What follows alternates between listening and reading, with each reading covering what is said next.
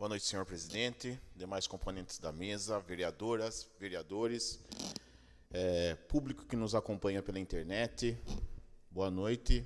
Gostaria de cumprimentar aqui a Gabriela Fiuza, funcionária pública, o Daniel aqui presente.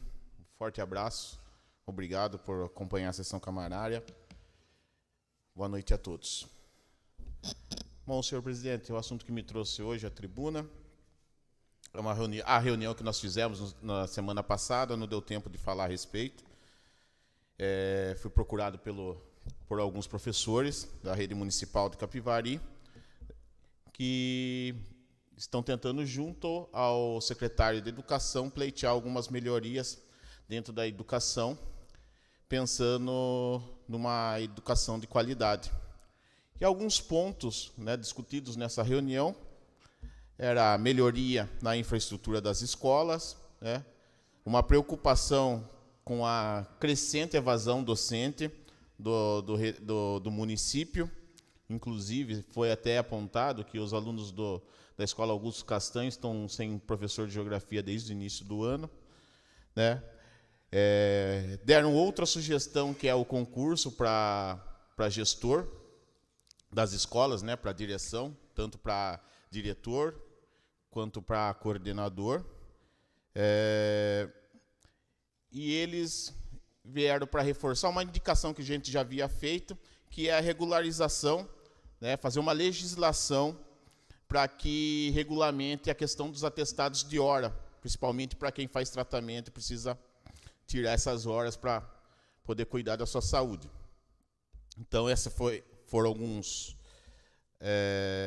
assuntos discutidos, além da formação da gestão participativa, que já venho falando desde o início da gestão aqui, e inclusive está preconizado em lei e até agora não foi feito, mas que a Secretaria de Educação vem avaliando para formar.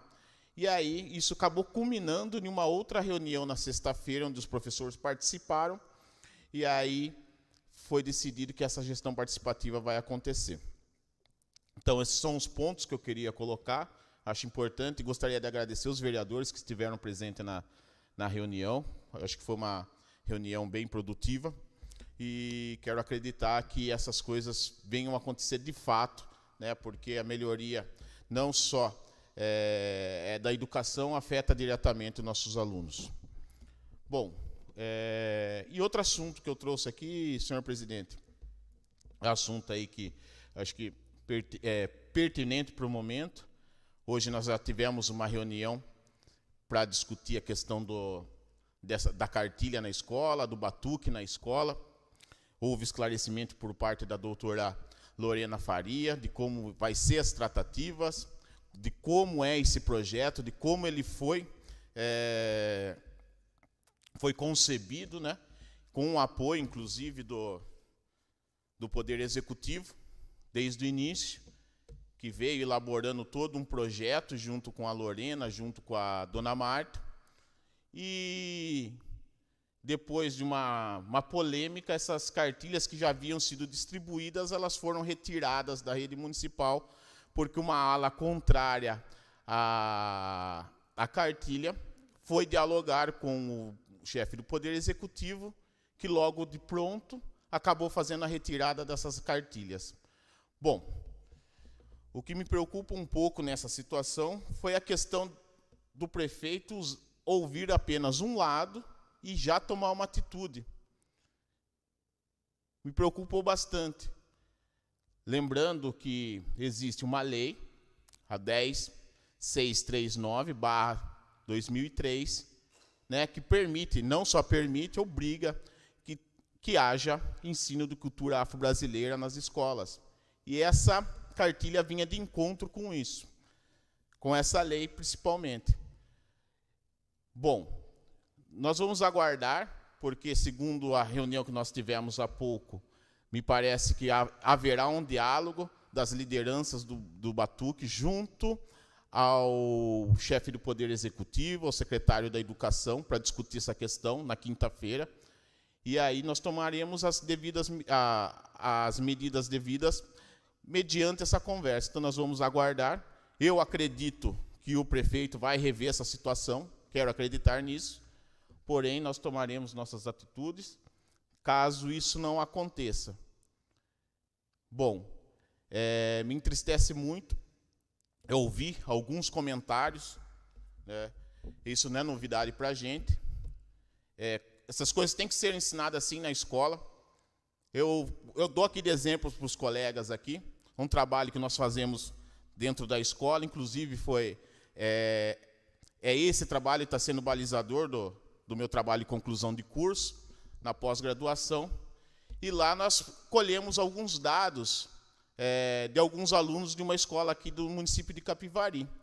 E para se ter uma ideia, tem 3 perguntas norteadoras ali nesse trabalho que demonstram isso que aconteceu mediante essa questão da apostila. A primeira pergunta que nós fazemos ali, colhendo essas informações, é o público, né? Como ele se identifica. E pasme você, Gabi, quando perguntado que cor que ele se identifica, a grande maioria ali se identificou branca. Quando eu fiz a segunda pergunta, se ele era racista, 90% das pessoas falaram que não eram racistas. Quando eu perguntei se o município de Capivari era racista, 90% dessas pessoas falaram que a Capivari é racista. E aí eu faço a pergunta, quem é racista? Porque se eu não sou racista, a grande maioria diz que não é racista. Se eles falam que a grande maioria de Capivari, 90% é racista, quem é o racista? Então se percebe, e é de propósito essa pergunta, e eu também não estou inventando a roda, né? Essa é uma pesquisa que foi feita pela USP no início dos anos 2000, que deixa claro o quanto é latente na nossa sociedade o preconceito racial e o racismo. E que a gente tem que trabalhar isso sim na escola. E é esse o trabalho que nós levamos na escola. E vai mais de 10 anos que a gente faz esse trabalho, né? Não só discutindo essa questão racial, mas também falando sobre o batuque. E eu não me recordo em nenhum momento ter gerado essa polêmica. Mas a gente percebe que essa polêmica ela é gerada, né, por causa dessa gigante polarização que foi criada no nosso país, né? Mas que nós temos que nos preocupar com essa questão, que ela é importante, e parar com esse discurso que não existe preconceito e não existe racismo, que eu acabei de dar números para vocês. 90% dessas pessoas, a grande maioria se declarou branca, a grande maioria dessas pessoas falaram que o município de Capivari é racista, mas ela fala que ela não é racista. Então você percebe que existe um preconceito velado. Então acho muito importante. E qual é o melhor lugar para se discutir isso? É a escola. Então não é à toa que existe a Lei 10.639/03, que é para se discutir isso no espaço escolar. É de extrema importância, porque isso afeta na inserção do negro no mercado de trabalho. É quando você lembra que a grande maioria da população carcerária ainda é preta, porque ela continua na região periférica. É para se discutir essas questões. E quando você vê isso acontecendo no município, quando você acaba vendo isso acontecer no município, esse desmando, porque, bem sinceramente, na hora de dar beijo e profanar o rosto dessa senhora, que é um patrimônio imaterial para autopromoção, as pessoas vão lá e fazem isso, fazem uso disso. Fazem uso disso. Que é importante para mim autopromover, angariar futuramente votos dessa população, porque acha que ela vai ficar lisonjeada. Porque é engraçado, Dona Nicide tem 90 anos, em 16 anos tem gente que já faz parte da vida pública, faz 16 anos que o prefeito faz parte da vida pública, descobriu a Dona Nicide agora.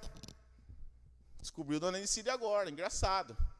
Então, assim, eu acho que vale a pena rever essa questão, discutir a forma que ela foi jogada para a sociedade, demonizando o batuque, descaracterizando a questão da manifestação cultural que é o batuque, foi feito.